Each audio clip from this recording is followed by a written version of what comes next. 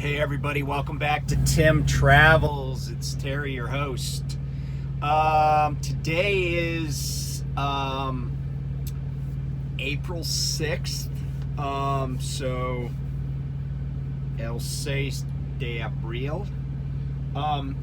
So on this day in 1830, the Church of Jesus Christ of Latter-day Saints, commonly known as the Mormons, was formed by a guy named Joseph Smith Jr.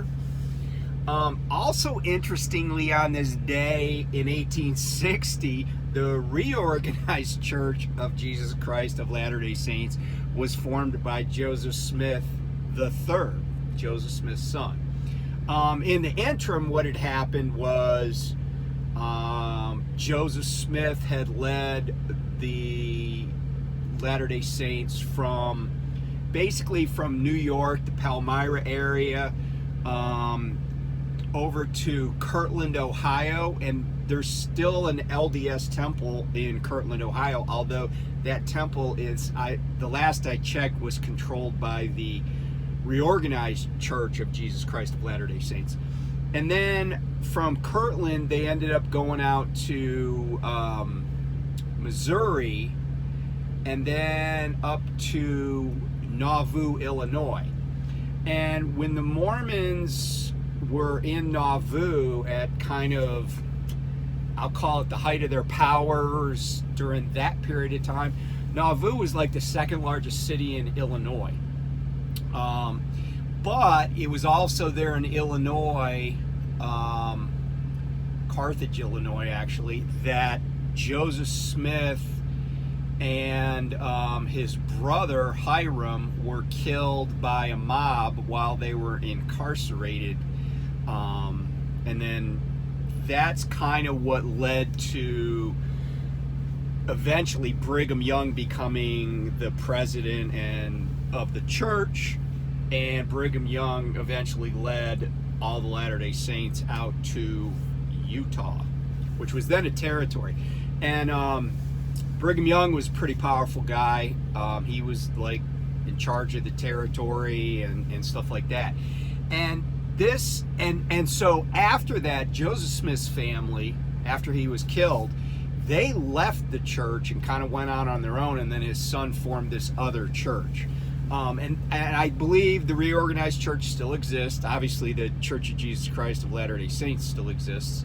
But anyway, the reason that that's all kind of interesting and maybe prophetic or karmic is that, and I've mentioned this before when I did a video in Echo Canyon, which is where 80 meets up. 80 goes through Echo Canyon from Evanston, and then it meets up with 84 in Utah. Well, Echo Canyon was where Albert Sidney Johnston, who was a U.S. Army officer, brought troops to Utah to basically suppress the Mormon rebellion. And I don't know that there was really a Mormon rebellion, but he basically got out there. There really wasn't any shooting or anything. And, you know, he just kind of was like, well, there's nothing to see here. But, you know, this came on the heels. I don't know why there's glare. It's like super overcast. But this came on the heels of stuff happening, you know, like there was an extermination order issued in Missouri by Governor Lilburn Boggs and stuff.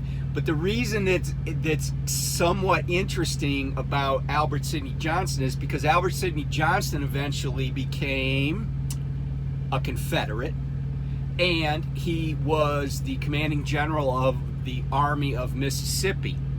And on this day, so think about it, right? Like, he's the guy that goes out to investigate the Mormon uprising. The Mormon church, the reorganized church, are both formed on the same day, which also is the same day that in 1862, Albert Sidney Johnston is killed at the Battle of Shiloh in Tennessee. So the Battle of Shiloh started on April 6th, Technically three armies. So the first day of the battle, the Army of Mississippi, Albert Sidney Johnston in command, and then the Army of the Tennessee, because the Union like to name their armies after rivers, right? The Army of the Tennessee, which was commanded by Major General Ulysses Simpson Grant. And by the way, one of his division commanders was Brigadier General William Tecumseh Sherman. Anyway, and then the other army that was involved, and really they only got involved in part of their units on the second day of the battle, on the 7th of April, was the Army of the Ohio, not the Ohio State University, but just the Ohio, under the command of Don Carlos Buell. And the Union suffered heavier casualties, but what this battle did was, and by the way, Johnston's forces did attack first, and because they knew that if the two Union armies, the Army of the Tennessee and Army of the Ohio, combined forces, they would be too powerful to be overwhelmed. The Confederates would be outnumbered like I don't know, like,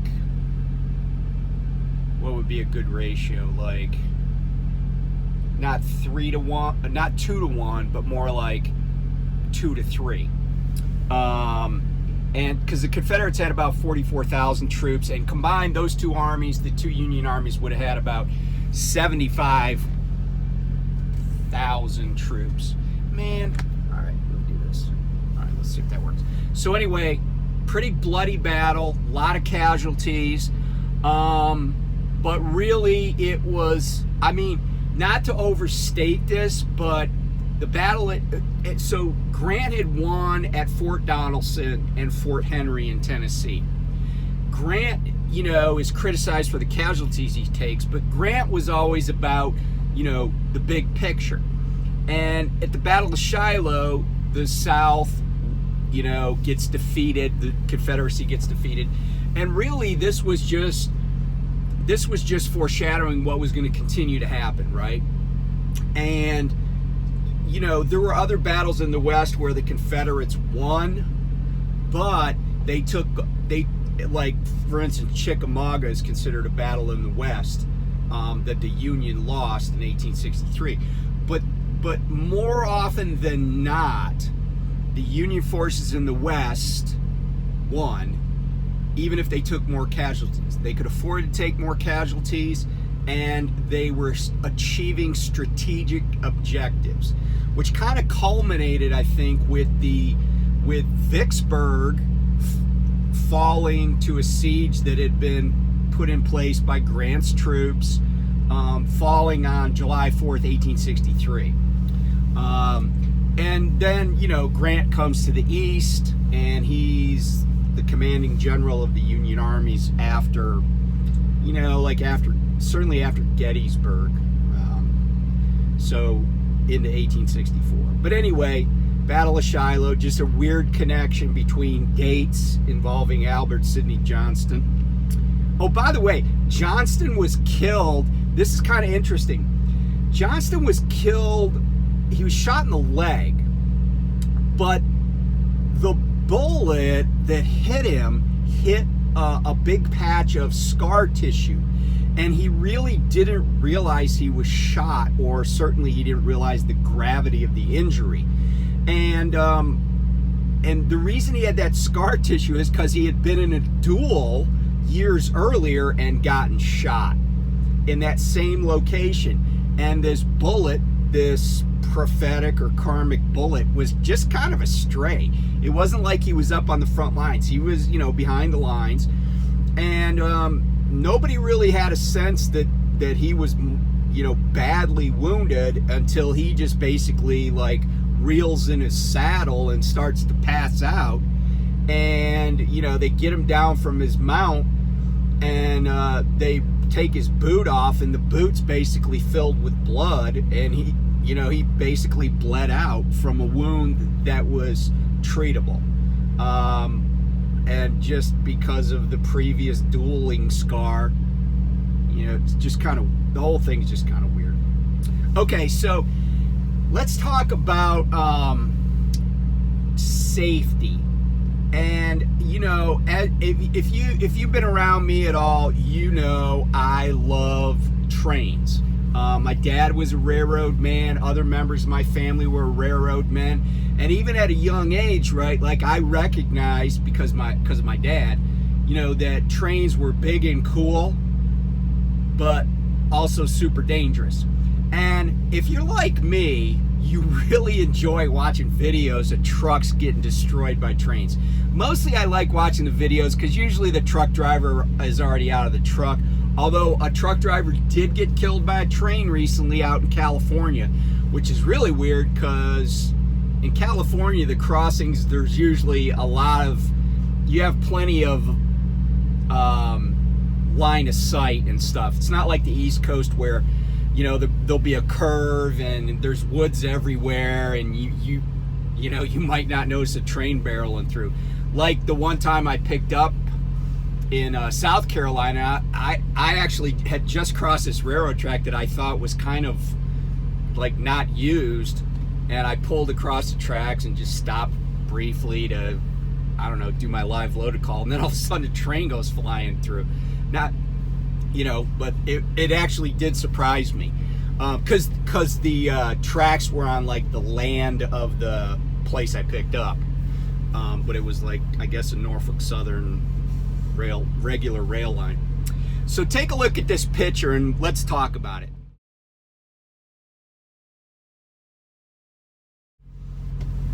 Okay, so everybody knows that picture means what? Well, it means that the crossing, the rail crossing that's ahead. Now, by the way, this particular street, I took that picture while I was sitting at a traffic light. That particular street, they don't even want trucks going down. But there's other streets in this town, which, by the way, is Gaffney, South Carolina, that they have rail crossings trucks can go on, but every single one of them has a picture of that sign where, you know, the flatbed's bumping into the railroad tracks. Now, here's the question, right? Does that necessarily, when you see that sign, does it necessarily mean you can't take your truck across it? Well, the answer is no. It's just a warning. However, what you need to understand about rail crossings is that there's any number of things you could hang up on. Usually it's not the rails, actually. Usually it's the pavement, because of the way the wheels are on the trains. They go down into the pavement. But here's the thing, and I've watched a lot of these videos. The first thing is, if you get hung up on a well, let me back up. So how not to get hung up on a crossing, okay? First of all, the shorter your wheelbase, and this is just like if you've ever been four-wheeling, right? The shorter your wheelbase, right, the less likely it is for you that you're gonna high center. Okay, that's the first thing. So if you're driving a trailer that doesn't have the wheel, now I'm not talking about a low boy, you know, trailer that you haul like a you know, a payloader on, or you know, something like that.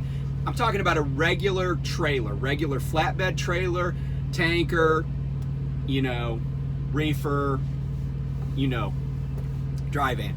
So, so the first thing to know is that the shorter your wheelbase, the less likely it is that you're going to get hung up. So if your wheels are back quite a ways, you know, and you just really need to cross this crossing, maybe you want to consider just stopping for a second and moving them forward, okay, to shorten your wheelbase. But so let's say that you feel like your wheels they're as close as they're going to be, right? The trailer wheels are all the way forward, tandems are all the way forward. Approach the crossing, because here's the thing, if you're going to get hung up, going fast is not going to make it any better. It's actually going to make it worse. So the first thing to do is approach the crossing slowly with your window down. Now, obviously, you want to check for trains. If it's a lighted crossing, are the lights on? Listen for train whistles, because crossing lights and crossing gates don't always work right. And keep in mind, right, those only go about a quarter mile from when the train gets there. So you're not going to have a lot of time. If a train, and I've kind of said this before, but you can kind of tell by looking at tracks and the condition of the ties how often these trains are going through there. If you see rails that are very shiny, that means that those rails are frequently used, and they're used so often that no rust has gotten on the part to make them not shiny. So approach the crossing slowly, windows down, so you can hear both for a train, but also listen. If you hear scraping, right, it's gonna be your landing gear that's scraping, right? If you hear that, just stop, and then put your four-ways on, or maybe you already have them on, and back up. Okay, because if you just hear a little bit of scraping, I guarantee you can back down, as long, and obviously make sure no one's behind you, right? Back off and call the police if you need to get out of that situation. Say, hey, look, I tried to cross here. I'm bottoming out. Can you help me get out of here? And most of the time, the police will help you. Would they give you a ticket? Only if you were prohibited from being on that road to begin with, right? Like like you saw in the sign that I took. But if you went to a different crossing and there's just that warning, then it's just a warning, right? You're not in trouble for going down that road. So back up. If you can't safely get turned around without putting your truck in a ditch or causing a wreck, then just call the police, right? Ask for some help. And just wait till they come, right?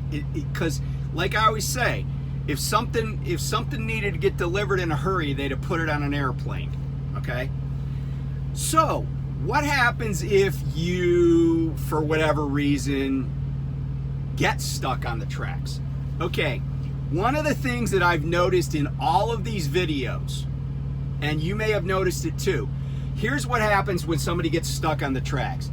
The driver gets out and is like flailing around like, oh shit, what do I do? Oh damn, a train's coming. Well, first of all, every single crossing that at least has a light or a light and a gate, every single crossing has a phone number on it. It tells you what railroad that crossing belongs to, and it gives you a number that you can call in case of emergency. Because calling 911 is not going to do anything for you if a train's coming towards you. They're not going to get there in time, and I can tell you from having been a firefighter that has had railroad tracks going through our first due area, we would have just called the railroad. So you calling as soon as possible and saying, I'm at this crossing. And by the way, every crossing has its own unique number, and it'll be on that sign. You tell them exactly where you are and that you're stuck on the crossing with a semi. They really don't want to plow into a semi. So they're gonna, if they have any trains in the area, they're gonna try to get them stopped. Now, obviously, if the train's a quarter mile away when you get stuck, then all bets are off. Just get away from the truck, right? Because it's going to get crushed. Okay.